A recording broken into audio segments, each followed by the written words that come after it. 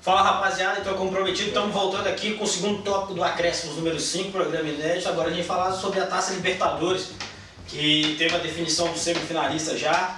E a última rodada foi marcada por uma polêmica que todo mundo acho que ficou ligado, viu isso em televisão, rádio, repercutindo na internet, que foi o jogo da volta Boca e River. Eita. Jogo disputado na Bomboneira, que é o estádio do Boca Juniors, 50 mil torcedores só do Boca, jogo de torcida única.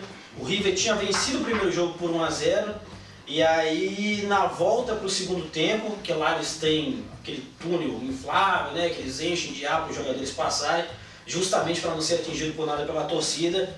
Os jogadores do River acabaram sendo vítima de gás, espirraram gás de pimenta lá nesse túnel, e aí teve jogador que teve irritação no olho, ficou com a costa queimada. E não é porque é gás de pimenta, né? Gás de pimenta caseiro, que é pior que o gás de pimenta normal. O gás de pimenta normal, acho que logo depois você acaba de tomar, você, na cara assim, né? Você passar uma água, depois nos 5, 10 minutos você já consegue volta normal. Agora esse gás de pimenta era caseiro. Isso é bom também para você ver como que o nosso elenco aqui entende de assunto policial, entendeu? Graças a Deus eu não falei de Breaking Bad aqui, de metanfetamina. Como é que é também teve o Game of Thrones quase? Não, o negócio foi cabuloso, foi cabuloso. Teve também a história do drone, né, que chegou lá no meio do estádio. O drone foi doido demais. Com um fantasma do rebaixamento. O drone eu achei doido demais, velho. A zoeira foi lá. Porque o River já foi rebaixado para a Série B, então eles fizeram um fantasma com a letra B. E o Boca acabou sendo punido por causa disso. Eliminado. Foi eliminado da Libertadores. Foi. O River foi automaticamente classificado para a semifinal e agora vai enfrentar o Cruzeiro na semifinal. Primeiro jogo na Argentina, essa semana, segundo jogo no Mineirão. O que você achou dessa história toda? Olha, eu acho, agora falando sério, essa questão, né, do futebol, acho que as pessoas têm que saber medir, né, o que fazer e o que não fazer. Eu acho que a torcida do Boca passou completamente dos limites nessa partida. A gente tá aqui, né, brincando de futebol, se divertindo, né, vocês tomando uma cerveja, eu tô tomando água, tô gripado. Mas o pessoal tem que ter essa consciência que futebol é lazer, é entretenimento, não é essa guerra toda. Não precisa de um time adversário sair com escudos da polícia por cima para não ser, né, atingido por objetos pela torcida adversária. Isso não é esporte. Isso é um atraso total, que só eu acho que não contribui em nada para o avanço da sociedade em todos os níveis. Né? Acho que esporte deve ser para agregar conhecimento. Agora os diretores do Boca Juniors estão questionando uma coisa da punição, né? Por que o Boca Juniors está sendo punido e o Corinthians não?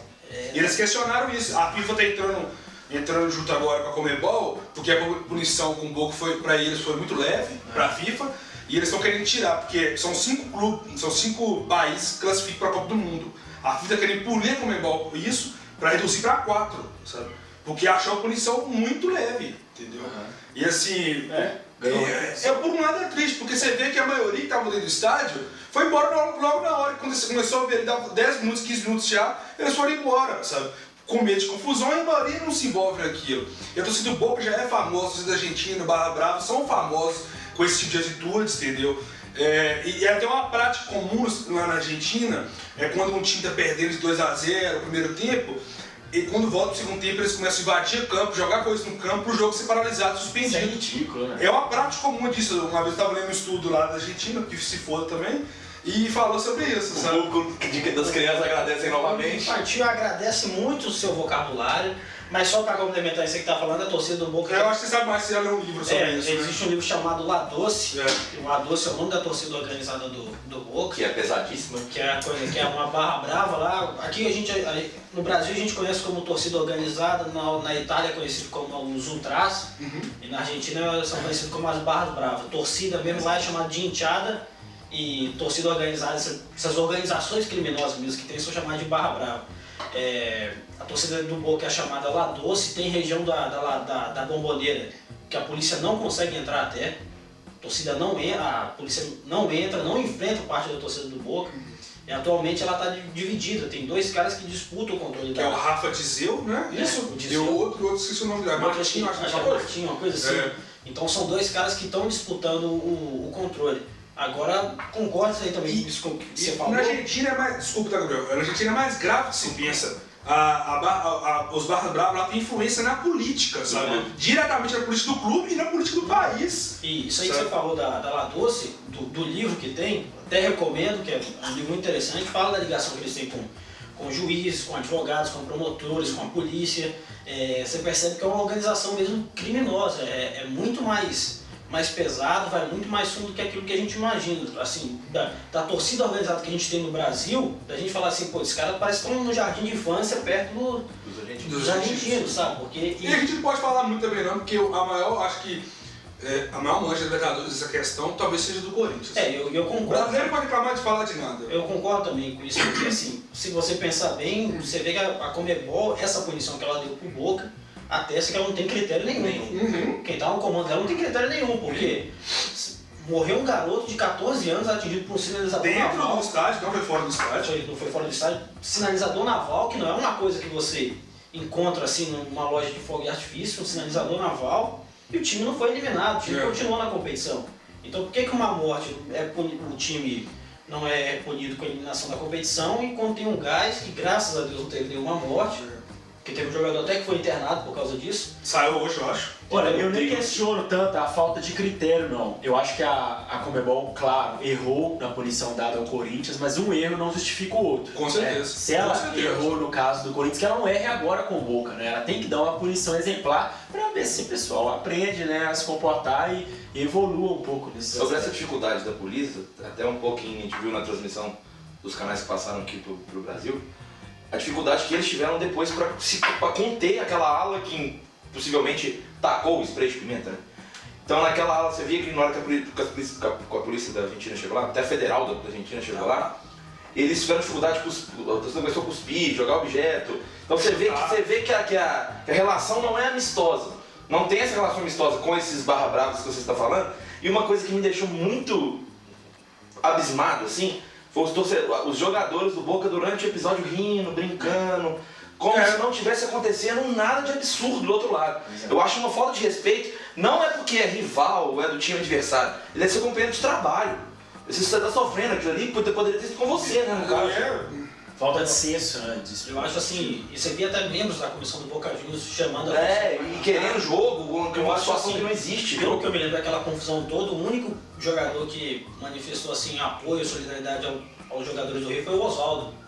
O Oswaldo apareceu rindo depois. Chegou lá, que falou que foi com os caras no banco e falou assim, não, a decisão de vocês a gente apoia tudo, só que você viu os jogadores do Boca até aplaudindo, eu acho que também se aplaudem é muito de medo, porque eles sabem. Eu também acho. Jogando pra torcida, né? Eles sabem como é que a relação, né? Eles sabem como é que é a relação, então os caras também ficam preocupados. Mas eu acho meio uma falta de respeito, assim, por ser um colega de trabalho. Assim. Mas vamos falar de coisa boa agora, futebol? A nova TechPix?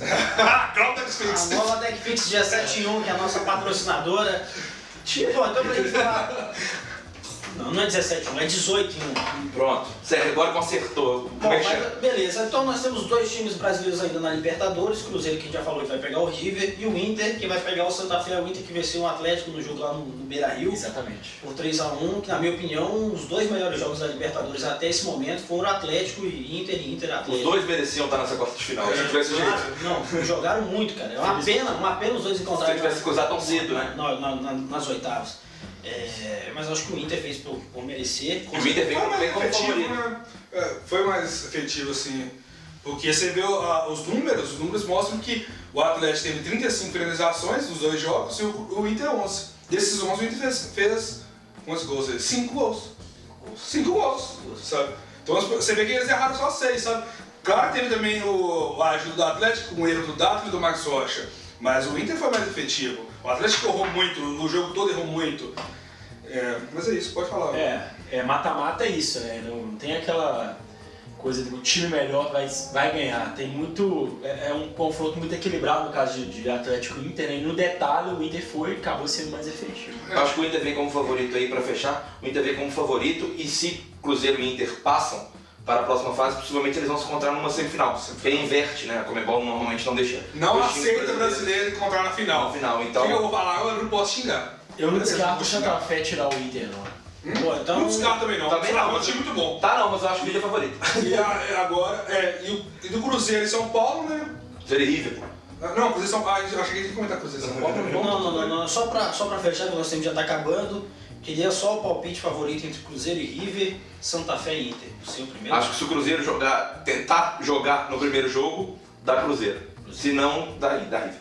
Não, se o River Então, Cruzeiro e do jogo Inter e Santa Fé? Inter. Você? River e Inter. Seu? Vai dar Santa Fé e Cruzeiro, com certeza. Eu acho que passa Cruzeiro e Inter também. Eu acho que vai ser. Acho que os A dois semifinal encontram brasileira. Na semifinal? Acho que um dos dois vai ser o finalista. Mas eu também. Mas isso, gente, terminou então. É nóis. Fechou? Salve isso, galera! Você Essa foi- melhorada cresce mas. Você vai deixar falar? Vai deixar fechar o programa? Vamos fazer uma piadinha agora. Esse cara- Foi engraçado demais. É o Pérez Exaltação. Sou eu. Então podemos fechar? Então, Fechou. obrigado, gente. Valeu aí. Valeu, galera. Pessoal que curtiu, compartilhou. Semana que vem nós estamos de volta com mais um Acréscimos Inéditos.